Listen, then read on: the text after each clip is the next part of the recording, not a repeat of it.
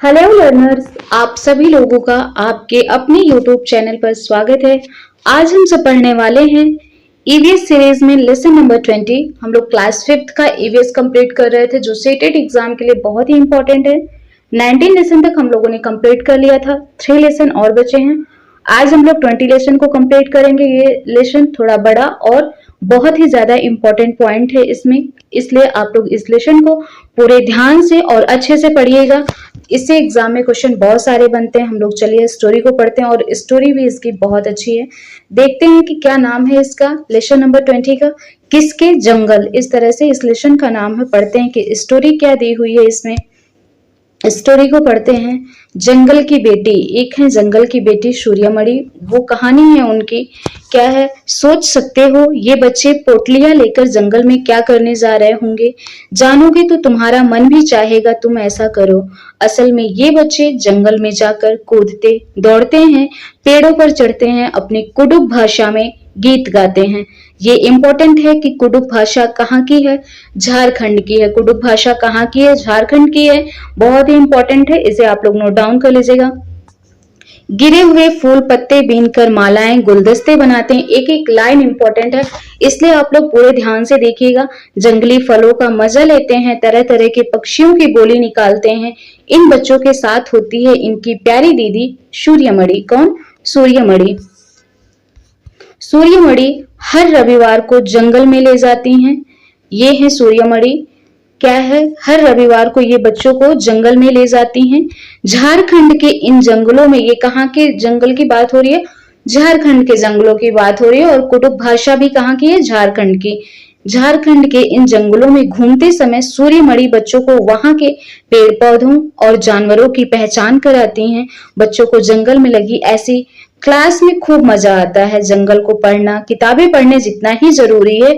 कौन कहता है? सूर्यमणि कहती हैं। वह कहती हैं हम आदिवासियों की जिंदगी जंगलों से ही जुड़ी है। अगर जंगल नहीं बचेंगे तो हम भी नहीं बचेंगे। सूर्यमणि कहती हैं ऐसा। फिर आगे स्टोरी में सूर्यमणि है कौन? यह एक सच्ची कहानी है। ये जो स्टोरी हम लोग पढ़ रहे थे एक सच्ची घटना है। सूर्यमणि एक चमकता सितारा, गर्ल स्टार है। चमकते सितारे किसको बोलते हैं? उन साधारण लड़कियों की असाधारण कहानियां होती हैं जिन्होंने स्कूल जाकर अपनी जिंदगी बदल दी हो, उन्हें गर्ल स्टार कहते हैं। और फिर क्या है, शिक्षण संकेत में कक्षा में जंगल के बारे में चर्चा करते समय उनके अपने अनुभव पूछें। किससे? बच्चों से। केवल सैकड़ों पेड़ लगाने से जंगल नहीं बनते। सैकड़ों पेड़ लगा देने से उसे जंगल नहीं बोला जाता है। जंगल के बारे में समझ बनाने के लिए यह भी बातचीत हो कि जंगल में उगने वाले पेड़ पौधे और वहां के जानवरों का कैसा ताना बाना है, उनके भोजन, आवास और सुरक्षा के लिए उनकी एक दूसरे पर कैसी निर्भरता होती है। ये होता है जंगल। स्टोरी में आगे क्या है? सूर्यमणि का बचपन। सूर्यमणि के बचपन की स्टोरी पढ़ते हैं। क्या थी इनके बचपन की स्टोरी? सूर्यमणि, बचपन से ही सूर्यमणि को जंगल से बहुत लगाव था। वह स्कूल जाने का सीधा रास्ता छोड़ जंगल के रास्ते से आती जाती थी। सूर्यमणि के पिता की छोटी सी खेती थी। उनका पूरा परिवार पास वाले जंगल से जड़ी बूटी इकट्ठी करके बाजार में बेचता था।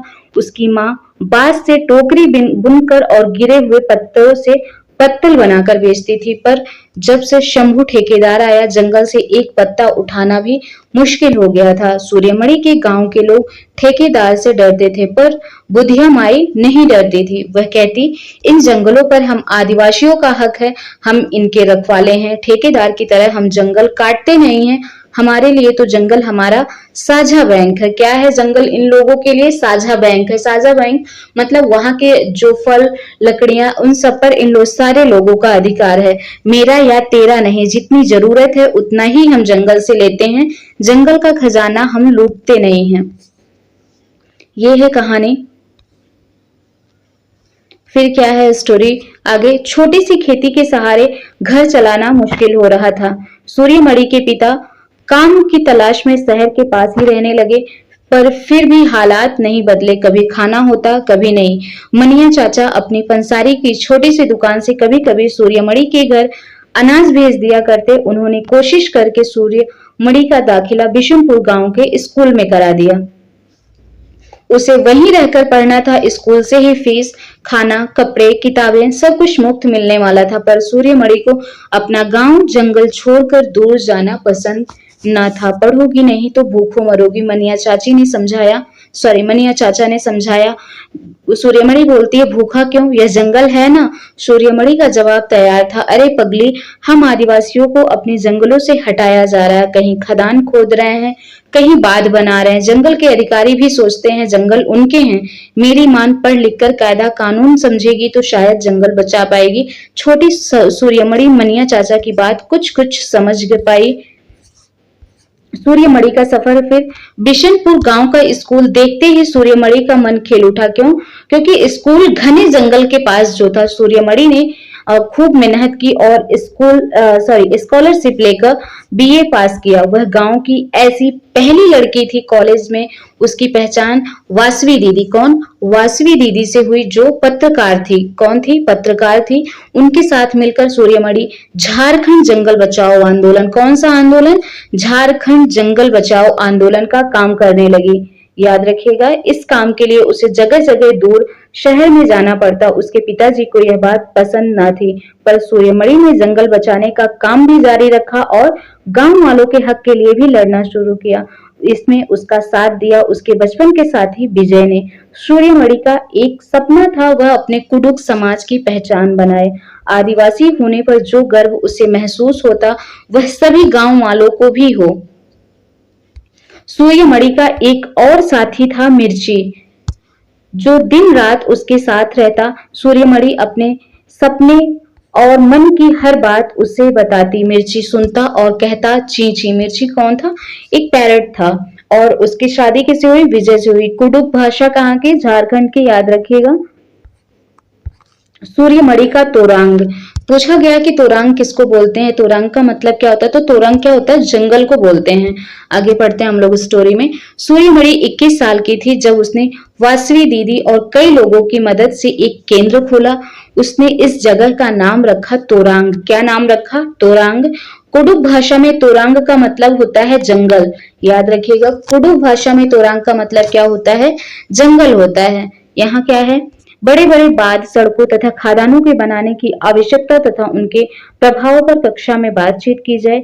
जमीन के नीचे से पानी या खनिज निकालना, समुद्र में से मछली पकड़ना, पेट्रोल का इस्तेमाल सभी के साझे खजाने हैं। ये है यहाँ पे। आगे, सूर्यमणि चाहती थी कि लोग त्योहारों पर अपने गीत गानों को गाएं, उन्हें भूलें ना, और अपने पहनावे को चाव से पहने। जड़ी बूटियों की समझ और बांस की चीजें बनाने की कला बच्चे भी सीखें। अपनी स्कूल की भाषा तो सीखें ही, अपनी कुडुख भाषा का रिश्ता भी उससे जोड़ें। यह सब तोरंग केंद्र में होता, जो इन लोगों ने मिलकर बनाया था। और तोरंग का मतलब क्या था? जंगल। तोरंग में कुडुख समाज और अन्य आदिवासियों की खास किताबों को संभाल कर रखा गया है। गाने बजाने की कई चीजें जैसे बांसुरी, तरह तरह के ढोल भी हैं। कहीं अन्याय हो रहा हो, किसी को डर हो कि उसकी जमीन हड़प ली जाएगी, कोई रोजगार छिन जाने से परेशान हो, जिस किसी को भी मदद की जरूरत होती, वह सूर्यमणि की मदद लेता। सूर्यमणि सबके हक के लिए लड़ती है। सूर्यमणि ने अपने साथी विजय के साथ शादी कर रही है। दोनों साथ में काम करते हैं। आज उनके काम को कई लोग सराहते हैं, उन्हें विदेश भी बुलाते हैं। उनके अनुभव से सीखने के लिए, जंगल के नए कानून बनाने के लिए भी आज वहां लोग अपनी आवाज उठा रहे हैं। ये सब कैसे पॉसिबल हुआ? सूर्यमणि की वजह से। जंगल अधिकार कानून कब आया? 2007 में। कब आया जंगल अधिकार कानून? 2007 में। इंपॉर्टेंट है, नोट डाउन कर लीजिएगा आप लोग। क्या है जंगल अधिकार कानून? यह कानून आदिवासियों को जंगल पर उनका हक दिलाता है। जो लोग कम से कम 25 साल, कितने?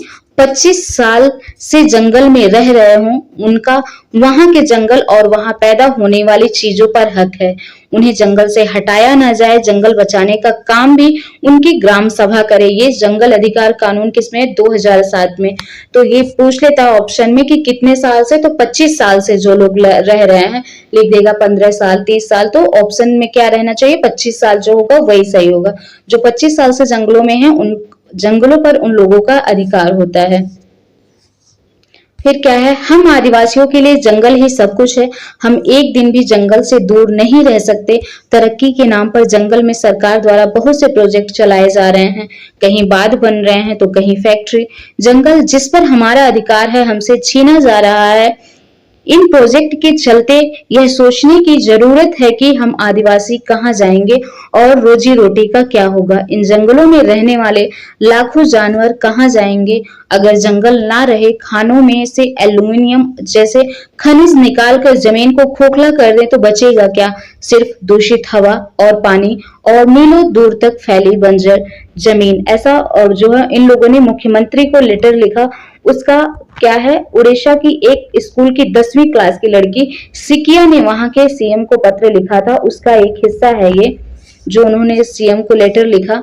और ये है मैप। इस मैप में जहां जहां जंगल दिए हुए हैं वो सब लिखा हुआ। सारे ही राज्यों में जंगल है, कहीं पे कम है, कहीं पे ज्यादा है। ये देखिए, जो डार्क लाइन है, जो डार्क है वहां मतलब घने जंगल है, और जो थोड़ा लाइट है वहां का मतलब क्या है, वहां थोड़े कम जंगल है। यहाँ अरुणाचल प्रदेश में देखिए कितने घने जंगल हैं। उड़ीसा, छत्तीसगढ़, मध्य प्रदेश, उत्तराखंड, हिमाचल प्रदेश, सब जगह जंगल है। कहीं पर कम है तो कहीं पर ज्यादा दिए हुए हैं। ये है मैप। फिर क्या स्टोरी में आगे क्या है, स्टोरी में है मिजोरम में खेती की लॉटरी। इससे क्वेश्चन बहुत बनते हैं, आप लोगों ने देखा होगा। इसको पढ़ते हैं कि ये क्या है, मिजोरम में खेती की लॉटरी। झारखंड के जंगलों के बारे में तुमने सूर्यमणि मणि की कहानी में पढ़ा। हम लोगों ने झारखंड की स्टोरी पढ़ी, अब मिजोरम की स्टोरी है ये जो है। अब तुम मिजोरम राज्य के पहाड़ों पर कैसे जंगल होते हैं, वहां लोग कैसे रहते हैं, कैसे खेती करते हैं, उसके बारे में पढ़ो। कहाँ की घटना है ये, मिजोरम की है, याद रखिएगा। कुडुग कहाँ की भाषा थी, झारखंड की। ऊपर हम लोगों ने पढ़ा क्या है, स्टोरी में क्या लिखा हुआ। टन टन टन स्कूल छूटने की घंटी बजते ही लामटे आ डिंगा डिंकी माँ, ये सब नाम है वहां, ने अपने बस्ते उठाए और चल दिए घर की ओर। बीच में सभी ने झरने से पानी पिया, वहीं पर रखे बांस के बने कप में। तो पूछा जाए कि बांस के कप का यूज कहाँ पर होता है, तो ये मिजोरम में होता है। और फिर आज सभी बच्चे ही नहीं, उनके साय मास्टर भी गांव पहुंचने की जल्दी में हैं। आज शाम गांव की खास सभा बैठने वाली है। इस साल किस परिवार को खेती की कितनी जमीन मिलेगी, इसकी लॉटरी निकलने वाली है। तो लॉटरी जो है, खेत के लिए लॉटरी कहाँ पे निकलती है, मिजोरम में निकलती है। जमीन को साझा मानकर सब लोगों को बारी बारी उस जमीन पर खेती करने को मौका मिलता है। वहां पर किस तरह से खेती की जाती है, जमीन की लॉटरी निकलती है, जिसके नाम की निकलती है वो उस साल खेती करेगा, फिर अगले साल जो है अगले लोगों को नंबर मिलता है। इस तरह से वहां पर लॉटरी निकाली जाती है। बांस के एक सुंदर बर्तन को हिलाकर उसमें से एक पर्ची निकाली गई। वाह, साइमन सर के परिवार का नंबर पहला आया। वो बोले, झूम खेती की पहली पर्ची मेरे परिवार के नाम आई है। यह मेरे लिए खुशी की बात है, मगर इस साल हम ज्यादा जमीन नहीं ले पाएंगे। पिछली बार मैंने ज्यादा जमीन ले ली थी और मैं अपनी जिम्मेदारी पूरी नहीं कर पाया था। क्यों नहीं पूरी कर पाए थे? मेरी बहन झेरी की शादी के बाद स्कूल की नौकरी के साथ अकेले खेती का काम करना मेरे लिए मुश्किल है। ये कौन बोल रहा है?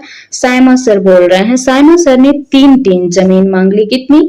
3 जमीन मांग ली। क्वेश्चन एक बार पूछा गया था कि 1 जमीन का मतलब क्या होता है। तो आगे स्टोरी में पढ़ते हैं। छोटी मातनी पूछ बैठी, 3 जमीन। चामुंडी ने समझाया, 1 बीज हम जितनी जमीन में बोते हैं उसे ही 1 जमीन बोलते हैं। तो उसी तरह से 3 जमीन जितनी भूमि पर जो है बोएंगे उसको 3 जमीन बोलेंगे। तो याद रखिएगा कि 1 बीज जितनी जमीन पर बोया जाता है उसे 1 जमीन बोलते हैं। धीरे धीरे ऐसे ही लॉटरी से गांव के सभी परिवारों को खेती के लिए बाकी जमीन मिल गई। ठीक, तो लॉटरी के द्वारा खेती कहाँ पर होती है? मिजोरम में होती है। झूम खेती क्या है, इससे भी क्वेश्चन बहुत बनते हैं। झूम खेती क्या है? झूम खेती का तरीका निराला है। एक खेती करने का तरीका है। एक फसल कटने के बाद जमीन को कुछ साल तक आराम करने देते हैं। एक एक लाइन को इम्पोर्टेंट है, एक एक लाइन को अच्छे से पढ़िएगा। उसमें खेती नहीं करते। एक साल फसल जब की जाती है तो उसको कुछ साल के लिए फिर छोड़ दिया जाता है। इस जगह जो बांस या जंगल उग जाता है उसे उखाड़ते नहीं है। याद रखिएगा कि उसे उखाड़ते नहीं है, बस गिराकर जला देते हैं। ऑप्शन में दे देगा कि उसे काट कर जलाते हैं, उसे उखाड़ कर जलाते हैं, तो क्या करते हैं, उसे उखाड़ते नहीं है, बस गिरा कर जला देते हैं और यह राख जमीन में खाद का काम करती है। जमीन को जलाते हुए आसपास के पेड़ ना जलें, जंगलों को नुकसान ना पहुंचे, यह भी देखना पड़ता है। फिर जब इस जमीन में खेती की बारी आती है तो जमीन को जोता नहीं जाता है, याद रखिएगा, जमीन को जोता नहीं जाता है। मिट्टी को हल्के से हिलाकर बीज छिड़क देते हैं। एक ही खेती में अलग अलग तरह के बीज जैसे मकई, सब्जियां, मिर्च और चावल बोए जाते हैं। एक ही साथ ये सारे फसल बोए जाते हैं। एक फसल एक बार में नहीं उगाई जाती है और एक बार जहां फसल उगा ली गई उस जमीन को फिर कुछ साल के लिए छोड़ देते हैं और फिर दूसरी जगह खेती करते हैं। वहां के जो पेड़ पौधे उगे रहते हैं उसको गिरा देते हैं और जला देते हैं। फिर जो राख बन जाती है वो खाद का काम करती है और मिट्टी को जो है जुताई नहीं होती है, मिट्टी को बस हल्का सा हिला करके बीज डाल देते हैं और एक साथ कई सब्जी मतलब कई फसल उगाई जाती है।